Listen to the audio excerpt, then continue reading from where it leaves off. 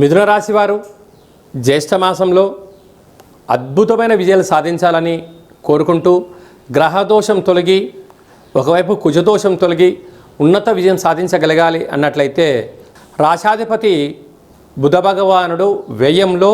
రవితో కలిసి సంచారం చేయడము గమనించగలగాలి. అలాగే రాశిలోనే దేవగురు బృహస్పతి సంచారం చేయడం వలన ఆధ్యాత్మికత, ఆరోగ్యము, సత్ప్రవర్తన, వీలైనంత వరకు సోమరితనానికి దూరంగా ఉండడము, సూర్యోదయానికి పూర్వమే నిద్రలేవడము, క్రమశిక్షణ అనేటువంటి కార్యక్రమాన్ని మీరు ఏదైతే ఏర్పాటు చేసుకుంటారో అద్భుతమైనటువంటి దేవగురు బృహస్పతి యొక్క ఆశీస్సులు కలిగి మీరు ఉన్నతమైన విజయము పొందడానికి తొలిమెట్టు. అందుకే